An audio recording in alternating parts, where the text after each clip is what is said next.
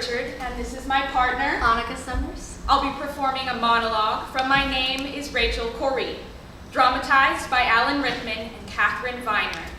A scene from Gideon's Knot by Jonna Adams, followed by... And Miss Reardon Drinks a Little by Paul Zinda.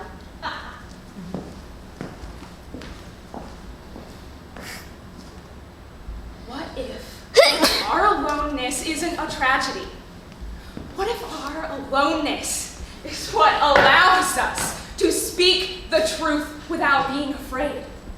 What if our aloneness is what allows us to adventure, to experience the world as a dynamic presence, as an interchangeable, interactive thing? If I lived in Bosnia or Rwanda or who knows where else, needless death wouldn't just be some symbol to me. It wouldn't be a metaphor. It'd be a reality. And I have no right to this metaphor.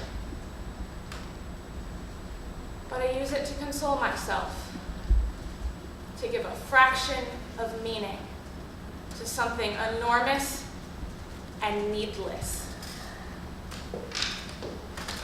I think you want to process things without me here. It's disturbing. I have a feeling there are miles between what you and I find disturbing. Read it and we'll see. Don't! I want you to read it to me. I don't want to sit alone here. I didn't come here for that. I don't want to figure things out. I want them explained. I want you to read it to me. I'm not going to do that. Yes. I don't intend to read it again. You will with me. It's not the way you want your son. Remember, you don't know what I want. Trust me. Read it. You can read it yourself. I'm sorry. I honestly can't read that again, and certainly not out loud. How as bad as all that? Yes. As bad as facing what you did? That is not fair. That is not fair. Read it to me.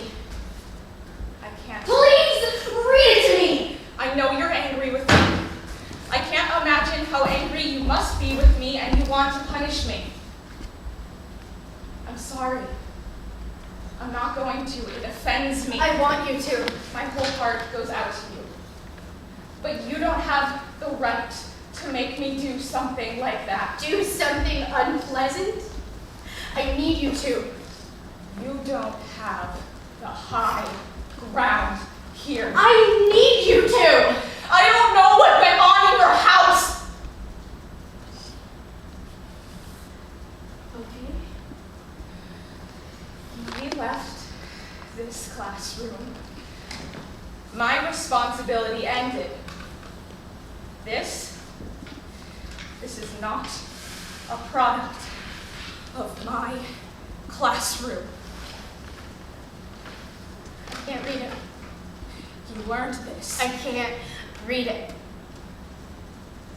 Oh, as bad as that. It's facing what you did. I need you to do this. Because it's in his handwriting. And I can't read his handwriting without seeing his suicide note in my hand.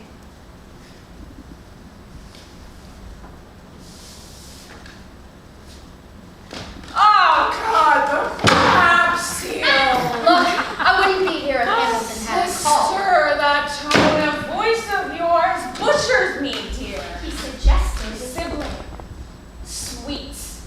Your penultimate shortcoming has become the fact that you've taken so many graduate-level education courses, you've ended up with euphemism of the brain.